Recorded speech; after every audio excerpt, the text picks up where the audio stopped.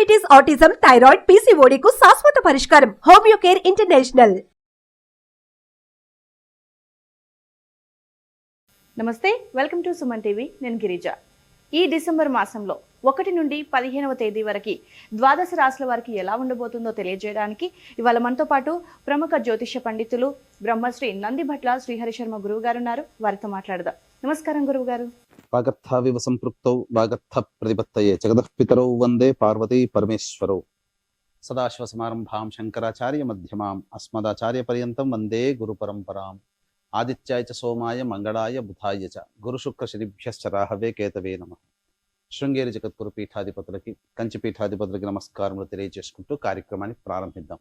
గురుగారు, కర్కాటక రాశికి అసలు ఈ డిసెంబర్ మాసంలో 1 నుండి 15వ తేదీలలో అసలు ఎలా ఉండబోతుంది?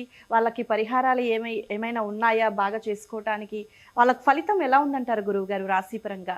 కర్కాటక రాశి వారి గురించి 1వ తారీఖు డిసెంబర్ నుంచి 15వ తారీఖు డిసెంబర్ వరకు ఏ విధంగా ఉండబోతుందో తెలుసుకునే ముందు గ్రహ సంచారం తెలుసుకుందాం. రాశిలోనే స్తంభించిన కుజుడు, 3వ ఇంట కేతువు, 5వ ఇంట రవి బుధుడు, 6వ ఇంట శుక్రుడు, 7వ ఇంట శుక్రుడు 3వ తారీఖు నుంచి ప్రవేశం చేస్తాడు. ఇక శని అష్టమ శని, ఇక నవమ స్థానంలో రాహు, లాభస్థానంలో గురువు వక్రీకరించి ఉండడం. వెరసి చూసుకున్నట్లయితే ఈ యొక్క సంబంధించినటువంటి కర్కాటక రాశి వారికి పరిస్థితులు శుభ అశుభ మిశ్రమ ఫలితాలు అనేటువంటివి ఉంటాయి. ముఖ్యంగా అతి ఆత్మవిశ్వాసము అన్నింటా చేటు అనే విషయాన్ని కర్కాటక రాశి వారు గుర్తించాలి. ముఖ్యంగా ఆరోగ్యపరముగా, ధనపరముగా మొండి పట్టుదలకు వెళ్ళకండి. ఈ సమస్యలు ఎదుర్కొనే అవకాశాలు 1వ తారీఖు నుంచి 15వ తారీఖు వరకు ఉంటాయి. అంతేకాకుండా జీవిత భాగస్వామితో పొరపచ్చాలు లేకుండా ఆనందంగా జీవించడానికి ప్రాధాన్యతనివ్వండి. భాగస్వాములతో మీరు ఎవరితో కలిసి పనిచేస్తారో వాళ్లతో వాగ్వివాదాలు కూడదు. ఈ నియమాల్ని కర్కాటక రాశి వారు కనుక పాటించినట్లయితే వచ్చే సంవత్సరం జనవరి 25వ తారీఖు వరకు అంత శుభంగా ఉంటుందని చెప్పవచ్చు. ఇక వచ్చే ఉగాది వరకు కూడా కొన్ని సమస్యలు ఉన్నప్పటికీ కూడా ఉగాది తర్వాత అన్నీ కూడాను తొలగిపోతాయి. అయితే మరి ఉగాది వరకు ఎలా ఉండాలి అంటే మొక్కవోని ధైర్యంతో, ఆత్మవిశ్వాసంతో ముందడుగు వేసే ప్రయత్నం చేస్తే మంచి జరుగుతుంది. ఈ యొక్క కర్కాటక రాశి వారికి ప్రధానముగా వృత్తి ఉద్యోగ వ్యాపార రంగంలో ఉన్నటువంటి వారికి మిశ్రమ ఫలితాలు పొందుతారు. దూర ప్రాంత ప్రయాణ సూచనలు గోచరమవుతున్నాయి. పుణ్యక్షేత్ర సందర్శన తప్పకుండా చేస్తారని చెప్పవచ్చు. అయితే నిరుద్యోగస్తులు మాత్రం కాస్త నిరాశ పడవలసిన పరిస్థితి. ఎందుకనంటే పరిస్థితులు అనుకూలంగా లేవు.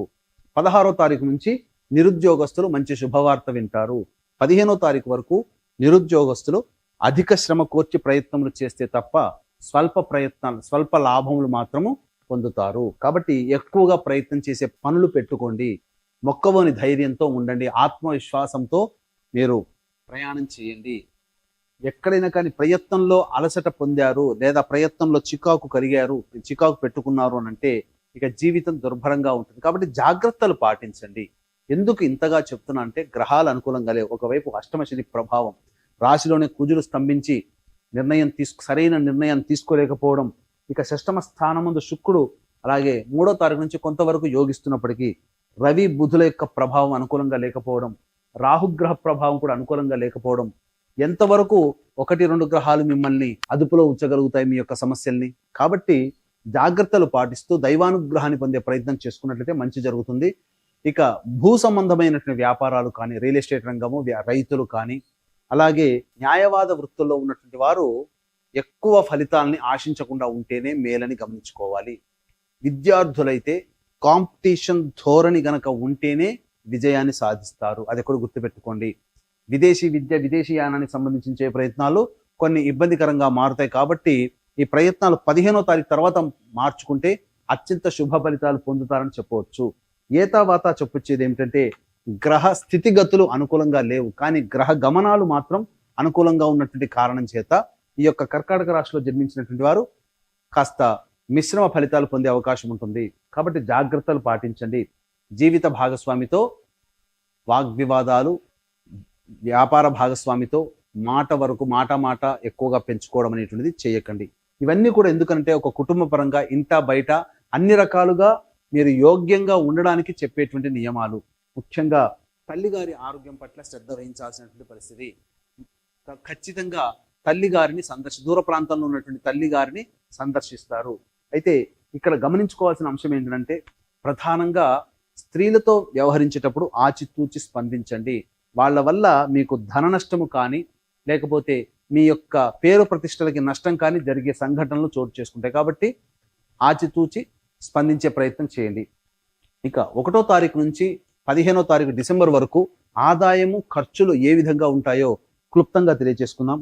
1, 2 తారీఖులో కనుక చూసుకున్నట్లయితే ప్రధానంగా మీకు తలనొప్పి అనగా నరముల నిస్త్రాణము, ఏ పని యందు ఆసక్తి ఉండకపోవడం, తలకాయ తిరుగుతూ ఉండడము, ఇలాగే వొమిటింగ్స్ అనేటువంటి జరుగుతూ ఉండడం, ఏదేమైనా అనారోగ్య సూచనలు ఏర్పడుతున్నాయి. కాబట్టి జాగ్రత్తలు పాటించండి. వృధా కాలయాపన చేస్తారు, ప్రశాంతత ఉండదు, ఏ పని కూడాను కార్యరూపం దాల్చదు. ఇక 3, 4 తారీఖుల్లో కనుక చూసుకున్నట్లయితే అనుకున్నటువంటి పనులు వేగవంతమవుతాయి. ముఖ్యంగా రావాల్సినటువంటి డబ్బు వసూలవుతుంది. ధనపరమైనటువంటి సమస్యలు తీరుతాయి.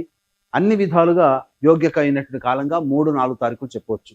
ఇక 5, 6 తారీఖుల్లో మీరు ఏవైతే పనులు చేపడతారో ఆ పనులకి ఎదుటి వాళ్ళ యొక్క సహాయ సహకారాలు మీకు సంపూర్ణంగా ఉండడం వలన ఆ పనులు పూర్తి చేసుకుంటారు. జీవిత భాగస్వామి, వ్యాపార భాగస్వామి మధ్య ఉన్నటువంటి పొరపచ్చాలు తొలగి వారి సంబంధించినటువంటి వ్యవహారాల్లో అనుకూలంగా నిర్ణయాలు తీసుకుంటారని చెప్పవచ్చు.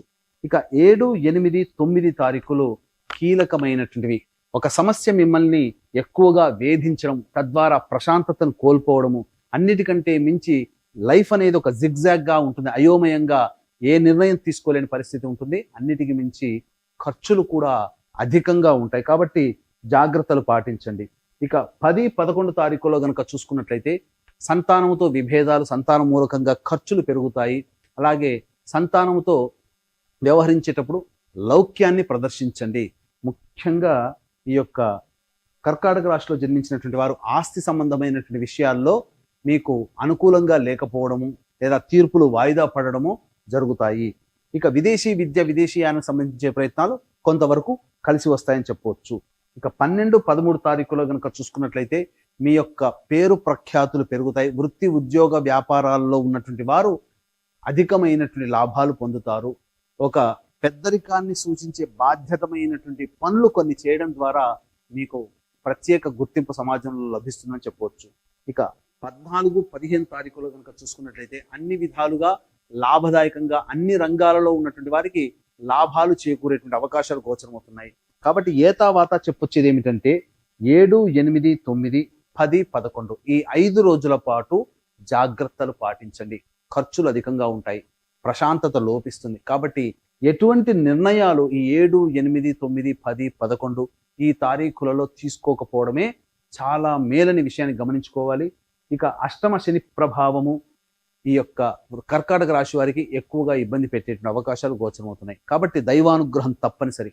కావున ఈ దైవానుగ్రహం అందరికీ అందించాలనేటువంటి యొక్క శుభ సంకల్పంతో మీ జాతకరీత్యా కలుగు విద్య, వివాహ, ఉద్యోగ, దాంపత్య, సంతాన, అనారోగ్య మరియు వృషభ, మిథున, కర్కాటక, సింహత్తుల, వృశ్చిక, మకర, కుంభమీన రాశిలో జన్మించిన వారికి శనిదోష పరిహారార్థమై సర్వదోష నివారణ పూజలు, హోమాలు పర్ హెడ్ 1500 రూపాయలకి ఒక క్షేత్రము డిసెంబర్ 2వ తారీఖు రోజున పోలిపాడ్యమి సంబంధించి గోకర్ణ క్షేత్రంలో డిసెంబర్ 2వ తారీఖు రోజున, అలాగే ఈ కాశీ క్షేత్రంలో గురు పౌర్ణమి సందర్భంగా డిసెంబర్ 15వ తారీఖు రోజున కార్యక్రమాలు చేయించడం జరుగుతుంది. అవకాశం ఉన్న వాళ్ళు కార్యక్రమ తదనంతరం కాంటాక్ట్ చేసి గోత్రనామాదులు నమోదు చేసుకోవచ్చు. గురుగారు, చార్ట్ వేసి రాశి పరంగా 1 నుంచి 15వ తేదీ వరకు ప్రతిరోజు తేదీ పరంగా ఎలా ఉంటుందో చాలా చక్కగా వివరిస్తున్నారు గురువుగారు. మరి మెరుగైన ఫలితాల కోసం ఈ కర్కాటక రాశి వారికి ఎలాంటి పరిహారాలని మీరు సూచిస్తారు గురువుగారు? కర్కాటక రాశి వారు ప్రతిరోజు సుబ్రహ్మణ్య భుజంగ స్తోత్ర పారాయణము, కాలభైరవాష్టక పారాయణం రోజుకి 3 సార్లు కనుక పఠించినట్లయితే చాలా మటుకు సమస్యలు శాంతిస్తాయమ్మా. ఇవి గోచారరీత్యా చెప్పబడేటువంటి ఫలితాలు. దీనికి విభిన్నంగా మీ యొక్క సమస్యలు ఎక్కువగా ఉన్నాయంటే మీ యొక్క జన్మజాతకంలోని నడుస్తున్నటువంటి గ్రహ సంచార, గ్రహ ప్రభావాలు. కావున దగ్గరలోని మంచి ఉపాసనా పరులైనటువంటి జ్యోతిష్యుని సంప్రదించి వారి సలహాలు, సూచనలు కనుక పాటిస్తే ఇంకా మెరుగైనటువంటి ఫలితాలు పొందుతారని చెప్పవచ్చు. చాలా చక్కటి ఫలితాలను మాకు అందిస్తున్నందుకు ధన్యవాదాలు గురువుగారు. సర్వం శ్రీ ఉమామహేశ్వర పరబ్రహ్మార్పణమస్తు.